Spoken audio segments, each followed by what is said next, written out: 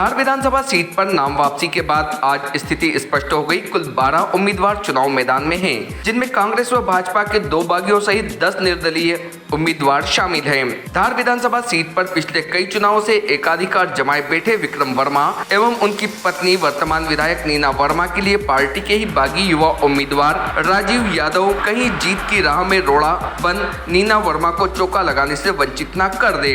अब यह सवाल हर चौराहे पर चर्चा का विषय बना हुआ है।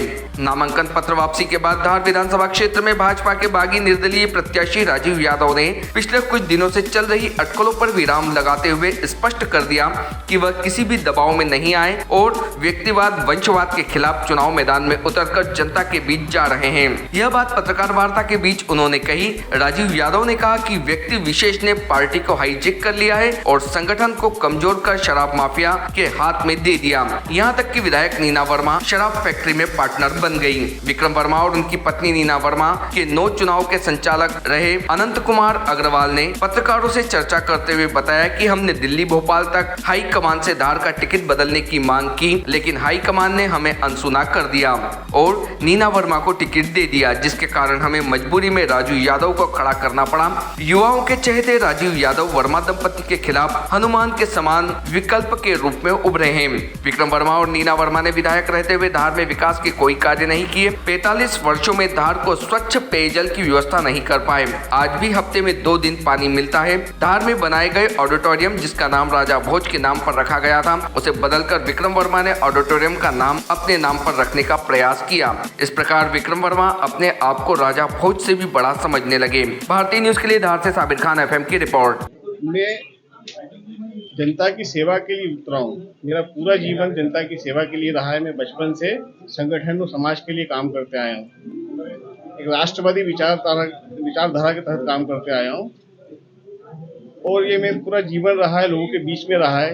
निश्चित तौर पर वो मुझ पर विश्वास जगाकर मुझे चुनेंगे और मैं उनकी सेवा करूंगा। जैसे कि आपने आरोप लगाया है कि बीजेपी में शराबखोरों का जन्मदिन मना, क्या आप किसको दोषी मानते हैं उसके लिए? बीजेपी को दोषी मानते हैं क्योंकि उनके कार्यालय मना है, या व्यक्ति विशेष? ये तो व्यक्ति विशेष ने हाईजैक कर ली ना पूरी पार्टी को। उनके आधार पर वहाँ नियुक्ति होती है, उनके आधार पर वहाँ हटाए जाते हैं। संगठन में जिन्होंने बहुत अच्छा काम किया, मैं जिला अध्यक्ष था, मुझे जिला अध्यक्ष से हटवाया गया। जो मंडल अध्यक्ष अच्छे थे, वो काम करते, उनको हटवाया गया। तो ये व्यवस्था उन्होंने हाईजैक कर ली है और इस व्यवस्था को उन्होंने शराब माफिया के हाथ में दे दिया। इसका विरोध है मेरा। शराब माफिया कौन है? धार में करीबन मिलने करके 12 ठेके हुए हैं। हाँ। इनमें धार के हैं या बाहर के? नहीं, धार के जो प्रत्याशी के रूप में खड़े हुए हैं, चाहे वो बीएम सिंह जी के यहाँ से हो, चाहे वो नन्हे सिंह की नीना वर्मा जी के पार्टनर के रूप में काम कर रहे हैं। फैक्ट्री डाल ली उन्होंने और वो इस प्रकार का वातावरण यहाँ निर्मित कर रहे हैं। सीधी लड़ाई किससे मानते हैं, भाजपा से या कांग्रेस? मेरी लड़ाई कांग्रेस से है और मैं निश्चित तौर पे जीतूंगा। कांग्रेस के प्रत्याशी। आपने बताया है किन मुद्दों को लेकर जनता के बीच में जाएंगे? विकास के हर मुद्दे को लेके जाऊंगा, सेवा के हर मुद्दे को लेके जाऊंगा, युवाओं के रोजगार को लेके जाऊंगा, किसानों की समृद्धि को लेके जाऊंगा, बहनों को सशक्त कैसे सके, इन सब मुद्दों को लेकर मैं उनके बीच में जाऊंगा। क्या उम्मीद है चुनाव परिणाम को लेकर? 100% चुनाव हम जीतेंगे। मैं लड़ूंगा चुनाव, लड़ रहा हूँ चुनाव और जीतूंगा। मेरे साथ मेरे मार्गदर्शक वरिष्ठ अनंत अग्रवाल जी हैं। वो जिसके साथ रहे, 9 बार चुनाव संचालक रहे, वो चुनाव जीता है और मैं भी जीतूंगा। इस चुनाव में धार विधानसभा के कितने भारतीय जनता पार्टी के नेताओं का आपको समर्थन है? सभी वरिष्ठ लोगों का मेरा और युवाओं का मेरे साथ सहयोग है।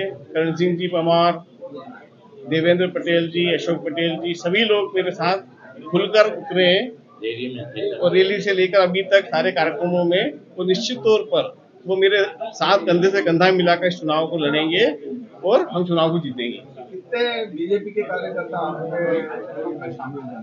हजारों कार्यकर्ता, ग्रुप से मतलब नहीं, वो सारे कार्यकर्ता वैचारिक कार्यकर्ता है और ये विचारधारा की लड़ाई है, व्यवस्था की लड़ाई है और हम इसको जीतेंगे। घोषणा पत्र भी बनाया जाएगा? हाँ, इसका घोषणा पत्र बनाकर धार से लेकर पीथमपुर तक, घाटा बिल्लो से लेकर लेबर तक, बिठान से लेकर बिरला तक, जो भी काम अवरुद्ध हैं, कोई भी जनप्रतिनिधि वह पहुंचा नहीं, उसको पूरा करने के लिए हम निश्चित तौर पर उसको बनाएंगे, उसको पहुंचाएंगे। Subscribe now to most exciting channel ever.